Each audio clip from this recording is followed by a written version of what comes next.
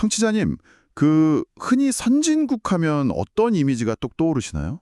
아무래도 넓은 땅이나 탄탄한 금융 시스템 같은 거 아닐까요? 네네, 그렇죠. 광활한 영토에 천연자원 넘쳐나고 또 글로벌 금융 시스템 딱 갖춘 G7 국가, 캐나다가 보통 바로 떠오르잖아요? 네, 맞습니다. 아주 대표적이죠. 그런데 오늘 아침에 이 거대한 경제대국에 관해서 정말 좀 충격적인 사실이 하나 발표가 됐습니다. 어떤 건가요? 방금 저희 테이블에 도착한 그 2026년 5월 7일자 야간 브리핑, 글로벌 시황 브리핑 자료를 보니까요. 네. 한국 증시 시가총액이 세상에 이 캐나다를 넘어서면서 전 세계 7위로 올랐었다고 합니다. 와, 캐나다를 넘었다고요? 정말 엄청난 마일스톤이네요. 그러니까요. 지금 이 오늘의 심층 분석을 듣고 계신 청취자님이라면 네. 약간 드디어 한국 시장이 제대로 평가를 받는구나. 이렇게 생각하실 수도 있단 말이죠. 충분히 그렇게 생각하실 만하죠. 겉으로 보기엔 완전 축제 분위기니까요. 네. 하지만 오늘 우리가 파헤칠 진짜 이야기는 그 화려한 타이틀 뒤에 숨겨진 약간 기이한 자본의 흐름입니다. 이 역사적인 순간에요. 외국인 투자자들은 한국 시장에서 막 미친 듯이 탈출을 하고 있었거든요. 맞습니다. 그 숫자의 표면만 보면 단순한 파티 같지만요. 그 이면을 딱 들여다보면 완전히 상충되는 데이터들이 막 충돌을 하고 있거든요. 아, 데이터들이 충돌한다. 네네. 그래서 오늘 우리가 집중해야 할 것은 단순한 7위 달성이라는 결과가 아니라 이 거대한 자본들이 도대체 어디로 그리고 왜 움직이고 있는지 그 거시적인 패턴을 뜯어보는 겁니다. 좋습니다. 자, 하나씩 풀어봅시다. 오늘의 미션은 아주 명확합니다. 역사적인 7,500선을 터치한 코스피의 폭발적인 랠리, 그리고 그 이면에 숨겨진 진짜 동력이랑 자산시장 간의 묘한 모순점들을 해독하는 겁니다. 네, 아주 중요한 미션이네요. 일단 바로 국내 증시 데이터부터 좀 보죠. 코스피 종가가 무려 1.43%나 상승해서 7,490.05포인트로 마감을 했고요. 장중에는 기어코 7,500을 터치했죠. 맞아요. 터치했죠. 그런데 제가 그 수급 데이터를 보고 정말 제 눈을 의심했거든요. 외국인 매도세 말씀하시는 거죠? 네. 아니, 이 엄청난 상승장 속에서 외국인 투자자들이 무려 1,034.4만 주를 던졌어요. 이게 금액으로 환산하면 약 7조 원어치입니다. 7조 원. 어마어마한 물량이죠, 정말. 그러니까 이게 거대한 줄다리기 같은 건데 상식적으로 이 정도 규모의 매도 폭탄이 떨어지면 지수는 그냥 주저앉아야 정상 아닌가요? 기관이 63.9만 주를 순매수하긴 했는데 7조 원 앞에서는 뭐 너무 미미하잖아요. 대체 이 물량을 누가 다 받은 겁니까? 여기서 아주 흥미로운 점은요. 그 엄청난 7조 원의 물량을 받아낸 주체가 바로 개인 투자자들이라는 겁니다. 와, 개인이요? 네네, 개인이 무려 955.5만 주, 그러니까 약 6조 원어치를 순매수했습니다. 과거 같았으면 시장이 붕괴하고도 남았을 상황이거든요. 그렇죠. 패닉셀링이 나와야죠. 네, 그런데 오히려 지수가 7,500을 향해 치솟았다는 건 자본시장의 무게중심이 근본적으로 이동했다는 증거입니다. 그럼 개인이 시장을 멱살 잡고 끌어올렸다. 맞습니다. 하지만 여기서 더 중요하게 봐야 할 메커니즘은 대체 무엇을 샀느냐 하는 겁니다. 이게 그냥 과거에 흔히 보던 막연한 테마주 묻지마 매수가 아니라는 게 핵심이거든요. 잠깐만요. 그렇다면 이 6조 원이라는 개인 자금이 철저하게 계산된 움직임이었다는 뜻인가요? 근데 또 반대로 보면 외국인이 7조 원을 뺐다는 건 글로벌 자본 입장에서는 한국 펀더멘털에 의문을 품고 엑시트했다고 볼 수도 있잖아요. 겉보기엔 충분히 그렇게 해석할 수 있습니다. 하지만 코스피 시가총액 상위 종목들의 반응을 보면 이야기가 완전히 달라지거든요. 어떻게 달랐죠? 수치를 보시죠. 삼성전자가 2.07% 올랐고 SK하이닉스가 3.31%, 현대차가 4.0% 상승했습니다. 와, 대형주들이 다 날아갔네요. 게다가 포스코홀딩스는 무려 5.73% 급등을 했거든요. 그리고 유통업이 4.23%, 기계 3.40%, 건설업 2.93% 이런 섹터들이 상승을 아주 강력하게 지지했습니다. 아, 완전 실물 경제 중심의 대형주네요? 네, 그러니까 이게 무슨 뜻이냐면 외국인의 대규모 일괄 매도가 막 쏟아지는 와중에도 시장의 스마트 머니들이 실적 가시성이 뚜렷한 대형 우량주, 즉 반도체나 자동차 같은 펀더멘털을 기계적으로 담아냈다는 뜻입니다. 철저하게 섹터별 차별화 장세가 작동했다는 거군요. 맹목적으로 산 게 아니라 딱 이익이 찍히는 놈들만 골라 담았다. 정확합니다.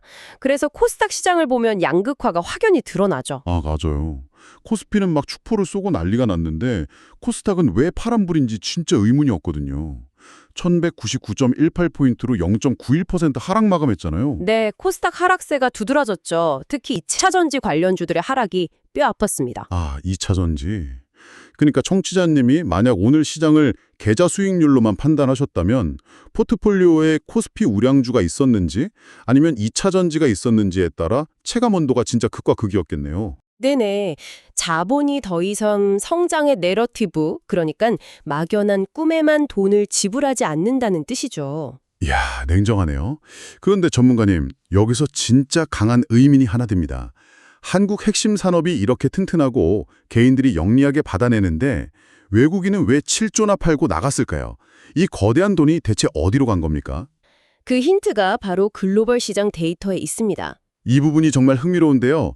오늘 해외 증시 상황이 약간 비현실적일 정도로 뜨거웠잖아요.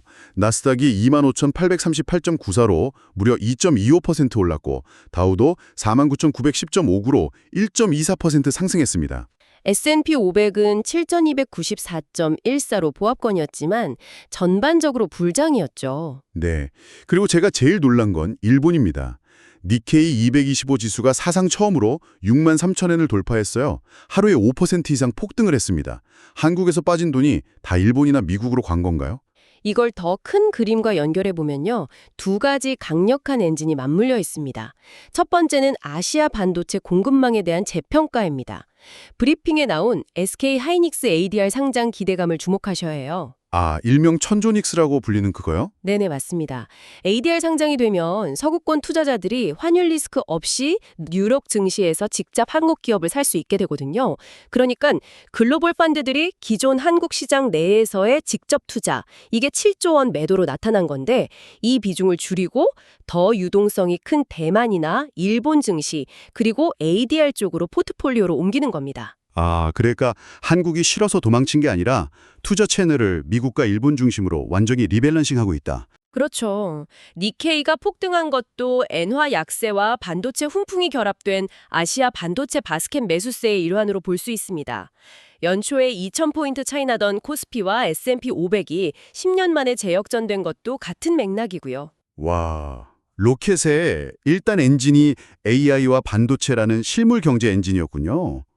그럼 이란 엔진, 심리적 가속 엔진은 뭔가요? 바로 평화 기대감입니다.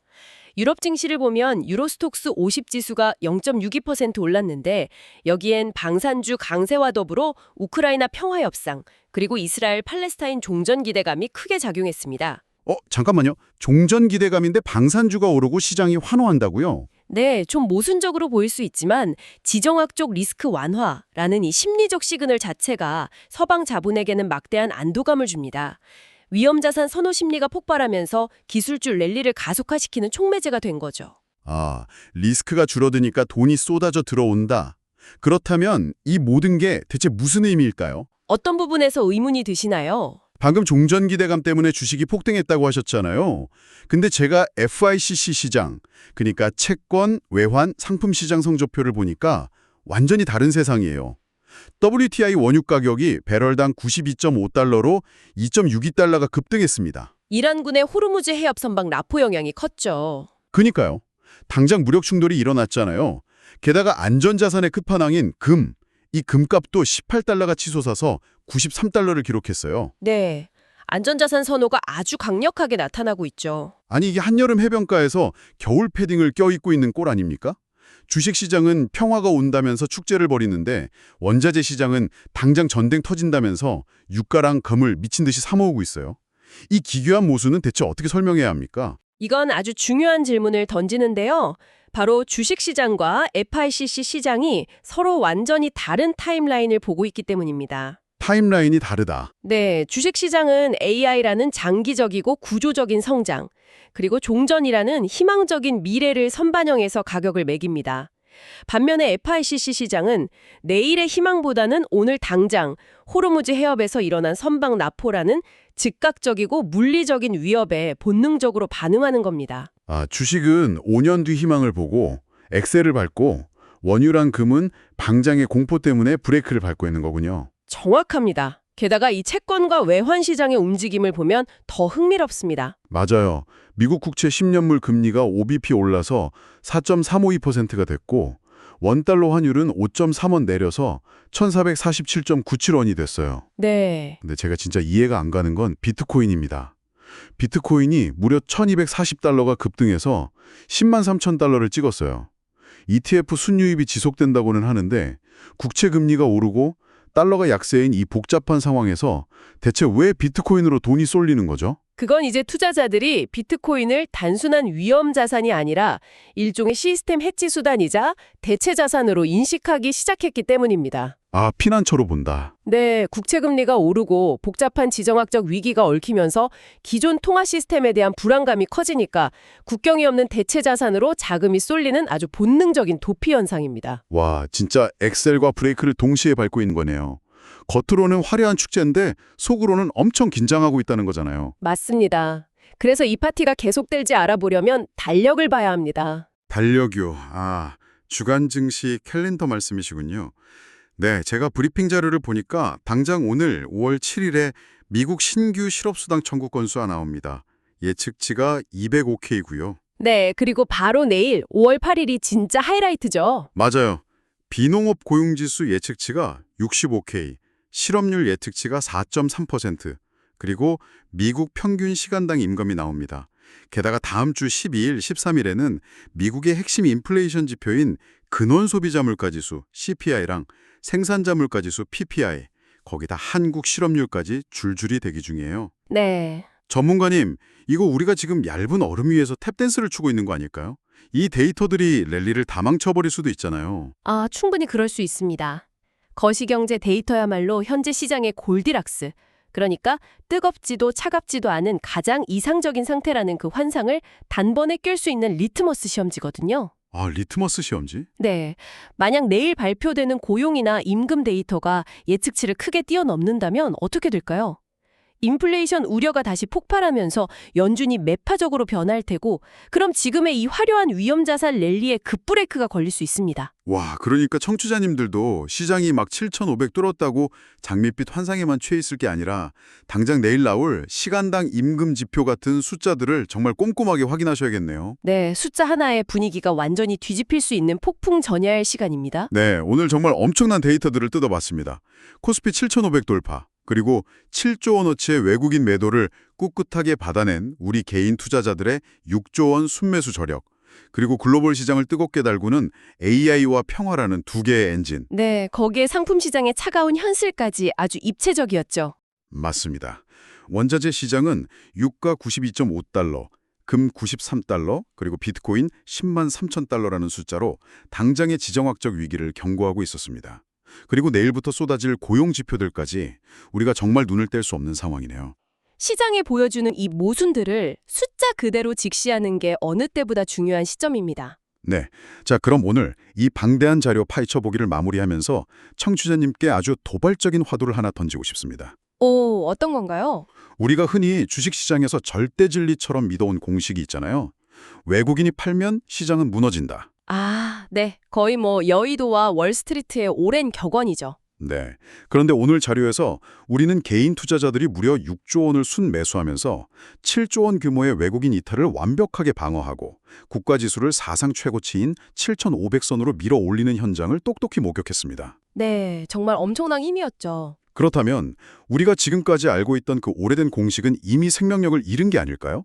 정부의 비대칭성에 사라진 이 AI 시대에 시장의 진짜 주도권은 이제 거대 자본이 아니라 연결된 개인들에게 완전히 넘어간 것일지도 모릅니다. 오늘 수치들이 보여주는 진정한 힌트는 아마 이것일 겁니다. 와, 자본의 권력 이동이네요. 정말 많은 생각을 하게 하는 포인트입니다. 네, 청취자님, 다가오는 데이터의 파도 속에서 이 새로운 주도권이 어떤 결과를 만들어낼지 꼭 스스로 질문해 보시기 바랍니다. 오늘 저희가 준비한 심층 분석은 여기까지입니다. 함께해 주셔서 감사합니다. 감사합니다.